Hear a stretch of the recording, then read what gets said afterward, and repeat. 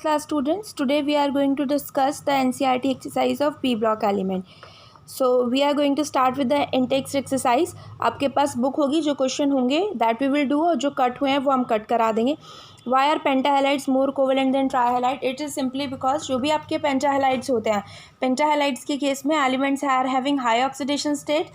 Suppose करो आप MCl5 ले रहे हो, ठीक है, तो ये पेंटाहेलाइड हो गया, तो इस मेटल की ऑक्सीडेशन स्टेट कितनी है? अब +5 होगी.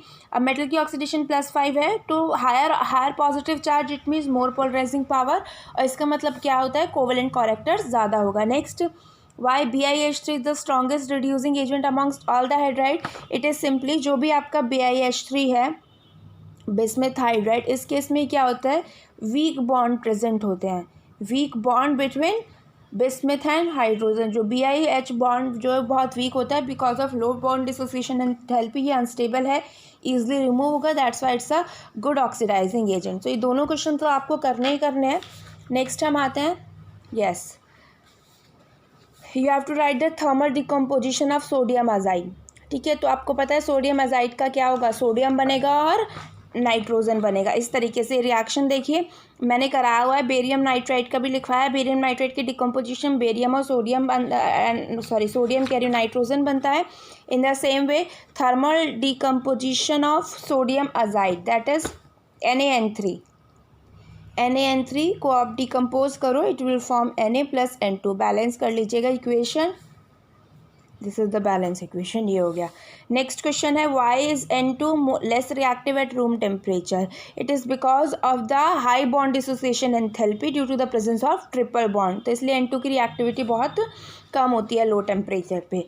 नेक्स्ट क्वेश्चन पे हम चलते हैं. You have to do all these questions in the NCERT. Next, ammonia हमारे सिलेबस में है. क्वेश्चन ये तो एग्जाम्पल है. Why NH3 act as a Lewis base, आपको पता है. नेक्स्ट है, mention the condition required to maximise the yield of ammonia.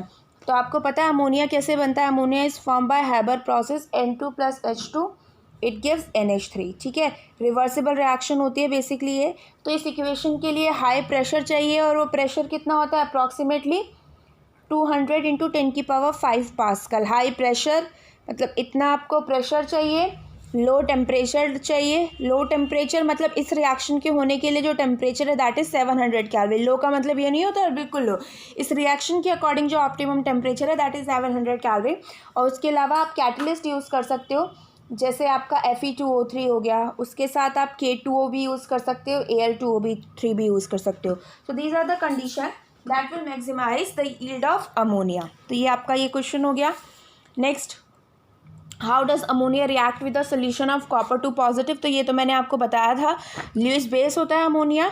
This is copper 2 positive + NH3. ठीक है, कॉम्प्लेक्स बनाता है CuNH3 ये होगा, और ये डीप ब्लू कलर का कॉम्प्लेक्स बनेगा. ये इसलिए क्योंकि अमोनिया लुईस बेस है और इसके ऊपर पॉजिटिव चार्ज है, मतलब ये इलेक्ट्रॉन डेफिशिएंट है, तो ये अपने इलेक्ट्रॉन को से डोनेट करेगा और ये कॉम्प्लेक्स बना लेगा डीप ब्लू कलर का.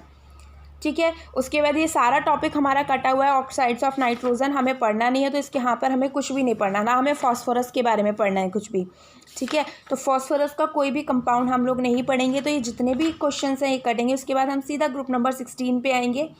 ठीक है, ग्रुप नंबर 16 की अगर आप बात करें तो ग्रुप नंबर 16 के क्वेश्चन हैं यहाँ से. फर्स्ट आपको दिख रहा होगा, ये तो आप एग्जाम्पल में तो सोल्यूशन दिए हुए हैं तो आप कर सकते हो. फर्स्ट क्वेश्चन आपको दिख रहा है, list the important sources of sulphur. आपको सल्फर के इम्पॉर्टेंट सोर्सेज बनाने हैं, तो ये मैंने आपको लिखवाए हुए हैं. जैसे आपको सल्फर का जो इम्पॉर्टेंट सोर्स है वो सल्फेट और सल्फाइड्स हैं. दो मेन सोर्स होते हैं सल्फर के. एक तो आपके होते हैं सल्फेट्स और एक होता है आपका सल्फाइड्स. सल्फेट्स का मैंने आपको बताया था, सल्फेट्स आपको मिलता है सल्फाइड. सल्फेट आपको मिलता है जिप्सम में. फॉर्मूला आपको पता है CaSO4.2H2O. इसके अलावा एक और सॉल्ट होता है एप्सम. एप्सम होता है मैग्नीशियम सल्फेट का सॉल्ट. ठीक है, ये आपका जो सल्फाइड होंगे, सल्फाइड आपको पता है जिंक ब्लेंड में मिलता है, ZnS, zinc blende contain sulphide in it. उसके बाद आपका गैलेना लेड सल्फाइड होता है. तो ये दो मेन सोर्स हो गए. आप एग्जांपल दे देना, सल्फाइड में आप जिंक ब्लेंड लिख देना, that is your zinc sulphide, और एक लिख देना galena. Galena is lead sulphide. Okay तो यह क्वेश्चन हो गया। नेक्स्ट आप देखिए, what is the order of thermal stability of hydrides of group 16 element, no need to tell, लिखवाया हुआ है। हाइड्राइड्स का टॉप टू बॉटम आने पर बॉन्ड लेंथ इंक्रीज होने की वजह से बॉन्ड डिसोसिएशन एंथैल्पी डिक्रीज होती है, इसलिए उनकी थर्मल स्टेबिलिटी भी डिक्रीज होती है। Next, why is H2O liquid and H2S gas? H2O liquid क्यों है? Because of the small high electronegativity of oxygen, hydrogen bond formation will be there, तो इंटरेक्शन ज़्यादा होगा जिसकी वजह से ये लिक्विड में एग्जिस्ट करता है। ठीक है, नेक्स्ट क्वेश्चन है, which of the following, I hope it is visible, तो मैं पढ़ रही हूँ, which of the following does not react with oxygen directly? Zinc, titanium, platinum और आयरन। जिंक, टाइटेनियम, प्लैटिनम और आयरन में से ऑक्सीजन के साथ डायरेक्टली कौन रिएक्ट नहीं करेगा? तो इसका आंसर होगा आपका प्लैटिनम, नोबल मेटल है इसलिए रिएक्ट नहीं करता। ठीक है, नेक्स्ट आ जाइए आप लोग। ठीक है, नेक्स्ट क्वेश्चन देखिए, you have to complete the following reaction. Hydro C2H4 that is your ethene plus oxygen. आपको पता है जब भी आपके हाइड्रोकार्बन बर्न होते हैं they will produce CO2 plus H2O, balance आप करेंगे। एल्यूमिनियम प्लस ऑक्सीजन से क्या बनेगा? Aluminium oxide. वेट, तो Al प्लस O2 से क्या बनेगा? Al2O3। ओके, तो ये आपका ये क्वेश्चन हो गया। नेक्स्ट हम चलते हैं आप, yes next, why does ozone act as a powerful oxidising agent? Because ozone on decomposition produce O2 plus O. This is O is nascent oxygen.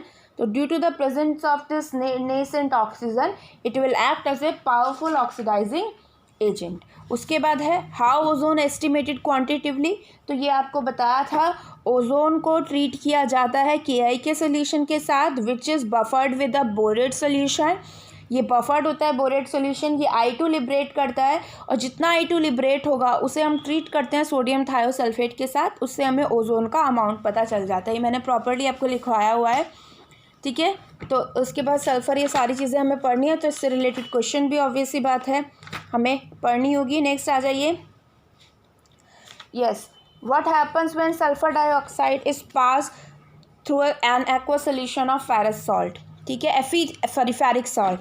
तो सिंपल आपसे क्वेश्चन पूछा है, if you pass sulphur brisk Fe3+ से पास करोगे sulphur dioxide gas को तो क्या होगा? तो आपको इनकी रिएक्शन लिखने के लिए बताया था। SO2 is an oxidising agent, तो खुद तो ये ऑक्सीडाइज रिड्यूसिंग एजेंट है, तो खुद ये ऑक्सीडाइज हो जाएगा सल्फेट में, और Fe+